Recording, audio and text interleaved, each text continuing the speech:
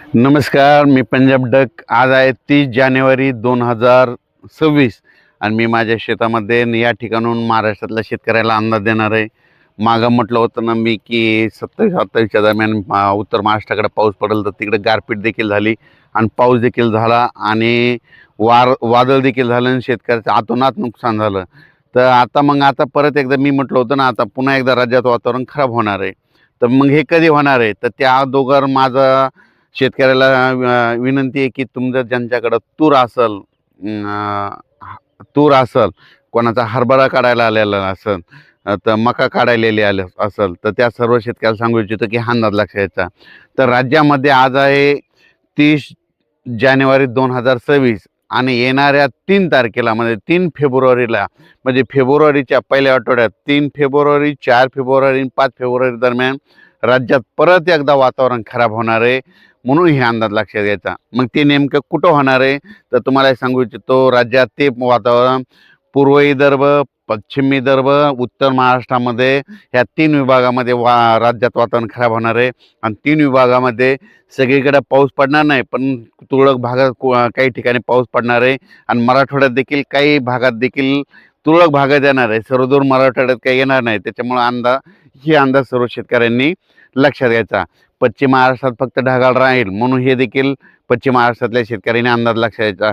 त्याच्यानंतर निपाणी, कर्नाटक, तामिळनाडू त्या तंबाखू शेतकऱ्यांना तुम्हाला सांगू इच्छितो की तुम्ही तुमचं तंबाखू काढणं चालू ठेवा, कारण की तुमच्याकडे काही हे पाऊस येणार नाही. हे फक्त पाऊस विदर्भातच येणार आहे.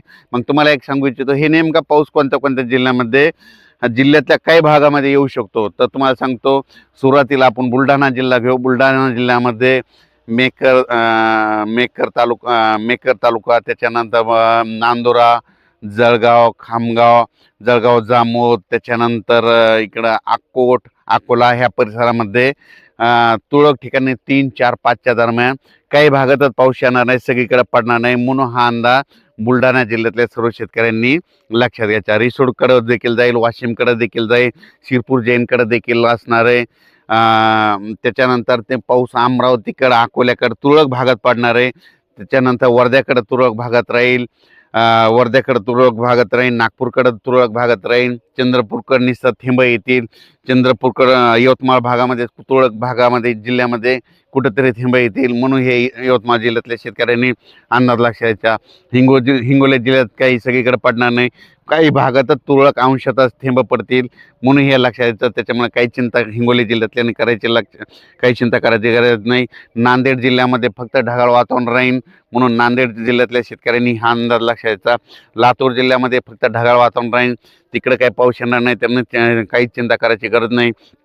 परभणी जिल्ह्यात देखील एवढा काही पावसाचा काही फरक पडणार नाही. फक्त परभणी जिल्ह्याचा जे इकडला भाग आहे, म्हणजे जिंतूर तालुका, शेलू तालुका ह्या पट्ट्यामध्ये तुरळक ठिकाणी कुठंतरी थेंब येतील, सगळीकडे पडणार नाही. त्याच्यामुळे परभणी जिल्ह्यातल्या शेतकऱ्यांनी हा अंदाज लक्षात घ्यायचा.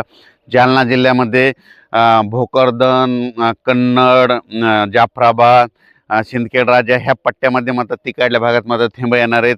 तिकडल्या शेतकऱ्यांनी तिकडल्या जालना जिल्ह्यातल्या त्या भागामध्ये पाऊस पडणार आहे. म्हणून हा अंदाज जालना जिल्ह्यातल्या शेतकऱ्यांनी लक्षात द्यायचा.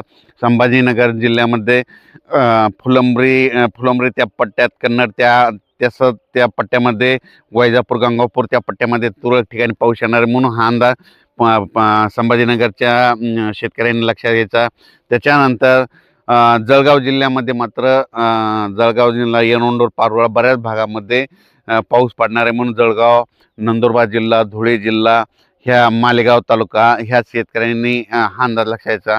कारण की नाशिक, मालेगाव, धुळे, यावल त्या परिसरामध्ये पाऊस येणार आहे, तुरळक भागात पडणार आहे, सर्वदूर नाही पडणार. फक्त काही ठिकाणी समजा एखाद्या भागात पाऊस पडला तर दुसऱ्या गावाला नुसतं वार येईल. म्हणून हे अंदाज त्या शेतकऱ्यांनी लक्षात घ्यायचा. आपण आपला तूर असेल तर तूर झाकून ठेवण्याची तयारी ठेवायची. त्याच्यानंतर मका असेल तर मग उघड्यावर टाकलेली असेल तर ते झाकून ठेवायची.